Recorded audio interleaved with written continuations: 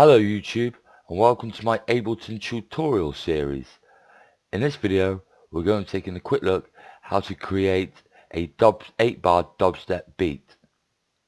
Okay, let's get started. First of all, you're going to want to come to create and go to insert MIDI track. Click that. If you've got any other channels and you're not using them, just delete them by clicking on the channel properties and pressing delete. Now it says MIDI on the properties for the channel. We'll right click, we'll go to rename, which is Control and R, which is a shortcut, and we'll call it drums so we don't get confused. Because the more channels you have, the more confused you might become as to what the channel has actually got on it, whether it's a sample or a MIDI sequence. It just helps you remember a lot easier where you are. Right click when you want, and we'll choose a red. Then what you want to do is highlight 8 bars. We're going to be doing an 8-bar drum beat, dubstep drum beat. So left click, drag all the way across, right click on the highlighted area and go to insert MIDI clip. Then make sure the clip's selected, press Ctrl and L to loop it. And then what you do is come down to your samples.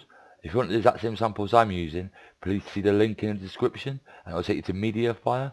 There's no hassle downloading it, you don't have to pay anything, but you can follow along exactly what I'm doing if you fancy it by following the link in the description. Okay, here we go.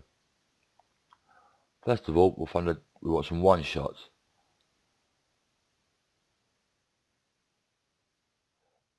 We'll come down here, it says Moonbar Core Volume 2 one shots.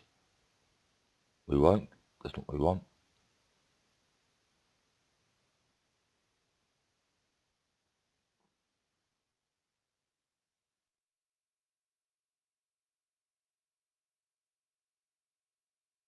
I'll tell you what we'll do.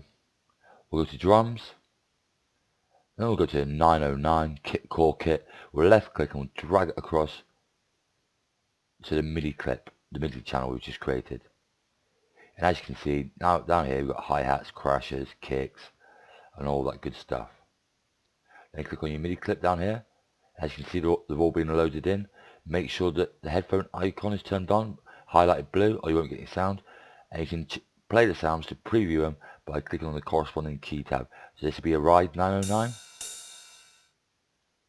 Then what you do, right click on the grid somewhere, anywhere, and click 1/16th note. Then then you go down to kick and put your first kick. If you haven't got your pencil tool, click on this one up here. Make sure it's highlighted, or press B as a shortcut. Put kick on, make sure it's on 1/16th note, your grid, by right clicking and going 1/16. Then click on, put a beat in, kick 909 on the first bar. And then on the second bar. And put a snare on 1.3 and 2.3. Then we'll look for a hi-hat. We want hi-hat closed. We'll put one here on 1.2. Then on 1.4. If you wonder where I'm getting these numbers from, they're up here, look. At the top of the grid.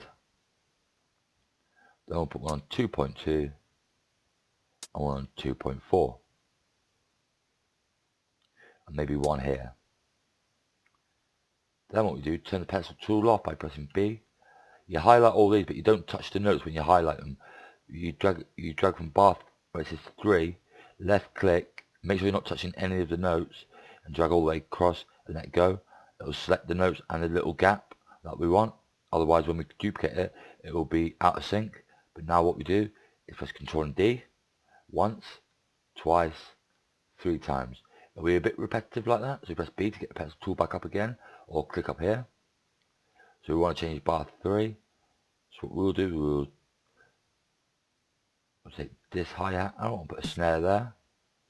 Put a hi-hat here.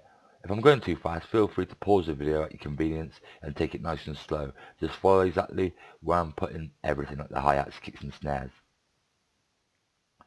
Then we'll go to bar 5. We'll put a hi-hat there, one there, and one there.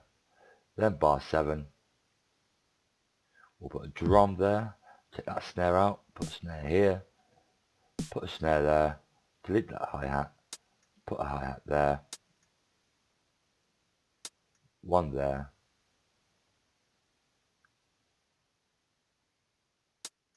and one there. And we'll put a snare there, one there. We'll delete that hi-hat, put one there, delete that one, put one there.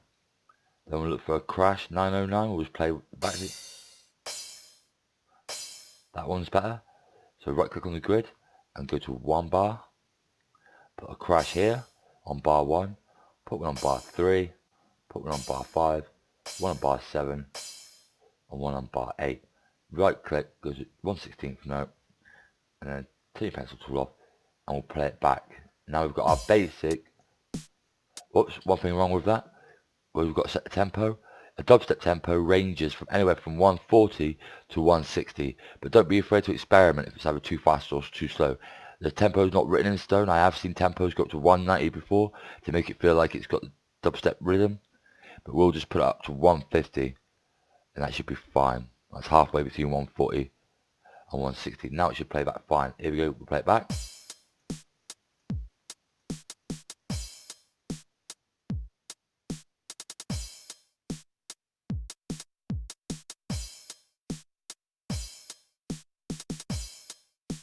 As you can see, that's pretty good, yeah?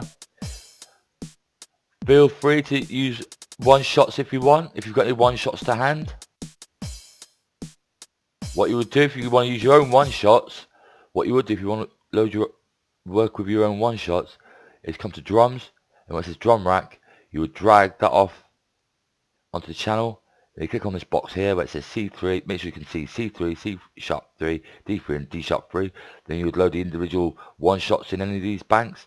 Then you would come down to your MIDI clip and they would be all in here, and you just lay it out like I did with the 909 core kit that comes with Ableton. Anyway, if you like this video at all, YouTube, please give the video a like. We could always use the support. So until next time, be safe, stay lucky. Virtual Worlds signing out.